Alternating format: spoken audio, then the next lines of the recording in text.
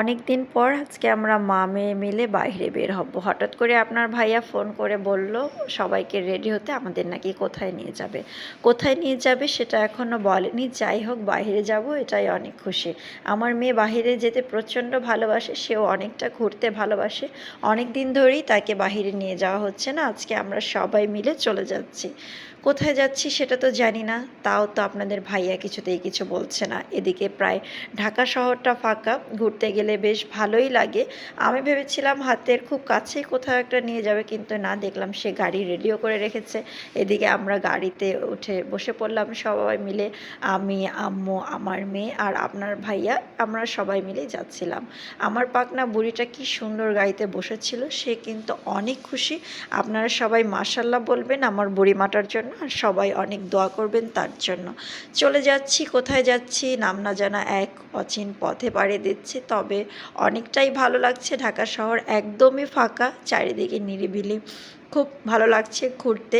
আপনার ভাইয়াকে যে বারবার জিজ্ঞেস করতে কোথায় নিয়ে যাবে বলো, সে বলছে না, আজকে তোমাদের জন্য সারপ্রাইজ আছে। তো কি আর করার, তার সারপ্রাইজ পাওয়ার জন্য বসেছিলাম। বাবা মেয়ে সুন্দর সামনে বসে দেখছিল। আমার মেয়ে কিন্তু চারপাশটা তাকিয়ে তাকিয়ে দেখছিল। সে লোকজন পছন্দ করে, ঘুরতেও ভালো লাগে। ছোটোবেলার থেকে আমরা যখন বাইরে বের হয়ে আমার মেয়েকে সব সময় নিয়ে যাই। আরও ভালো লাগে। আমার মা কিন্তু গ্রামের বাড়িতে থাকে, সে অতটা ঘোরে না। আজকে আম্মুকে নিয়েও চলে যাচ্ছে ঘুরতে। আম্মু ভীষণ পছন্দ করেছে। কি সুন্দর লাগছে চারপাশটা, তাই না? খুবই ভালো লাগছে। চারপাশটা যে এত সুন্দর লেগেছিল বলে বোঝাতে পারবো না। ফাইনালি আমরা চলে এসেছি। আমি আপনার ভাইয়াকে বললাম এটা কোথায় এসেছে।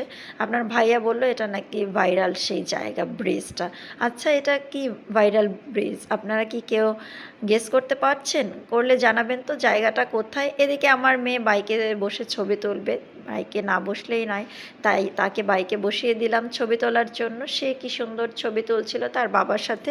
তার বাবাকে বলেছিলাম সুন্দর সুন্দর ছবি তুলে দিতে আর ভিডিও করতে। ওমা, দেখি তার বাবা, আমি তো ভেবেছিলাম সুন্দর সুন্দর ভিডিওই করেছে, সে যে কি ভিডিও করেছে এটা আপনাদের সাথে অন্য একদিন শেয়ার করব।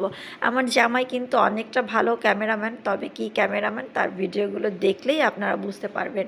ব্রিজের উপর থেকে চারপাশটা কত সুন্দর লাগছিল। এখানে এত মানুষ বলে বোঝাতে পারবো না। ঈদের পরের দিন অনেক মানুষ হয়েছিল এখানে। ও হ্যাঁ, এটা কি জানেন, আজকে কিন্তু আমরা ফাইনালি চলে এসেছিলাম 300 ফিট পুলিশ হাউজিং সোসাইটি।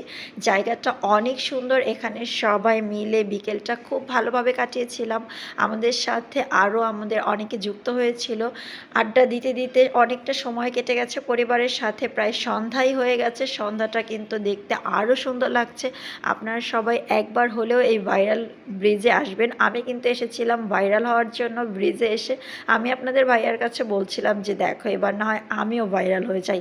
এত সুন্দর ভাইরাল সেই ব্রিজটা, সবাই যেহেতু ভাইরাল হয়ে যাচ্ছে আমরাও ভাইরাল হব। সে তার নানুর কোলে উঠেছে, নানুর কোলে উঠে মাশাল্লাহ সে কিন্তু চুপ। তার প্রচণ্ড ক্ষুধা পেয়েছিল। ক্ষুধা পেলেই আমার মেয়েটা আঙুল খেতে থাকে। সে মোবাইলের দিকে তাকিয়ে থাকছিল আর মানুষজন দেখছিল। সে কিন্তু বাহিরে বের হলে মাশাল্লাহ এতটা শান্ত থাকে, বলে বোঝাতে পারবো না। অনেকটাই ভালো লাগছে। আজকে পরিবারের সবাই মিলে একসাথে ঘুরতে বের হয়েছি। আপনাদের ভাই আমাদের নিয়ে তেমন বেরই হতে পারে না, যেহেতু সে ব্যস্ত মানুষ, খুবই ব্যস্ত থাকে। যাই হোক, হঠাৎ যে সে আমাকে সারপ্রাইজটা দিয়ে দিয়েছে, আমি তো অনেক খুশি। এখন বলছিল আমাদের নাকি সে ডিনার করাবে, ডিনারের পর আমরা সবাই মিলে বাসায় যাব। এখন গাড়িতে উঠে গেছি, ভালো একটা রেস্টুরেন্টে যাব, সেখান থেকে ডিনার করব, রাতের খাবার খেয়ে বাসায় যাব। তো আমরা খুঁজে পাচ্ছিলাম না কোন রেস্টুরেন্টে বসবো। খুঁজতে খুঁজতে একটা রেস্টুরেন্ট সামনে আমার পরিচিত আছে, আপনাদের ভাইয়াকে বলছিলাম ওখানের খাবারের মানগুলো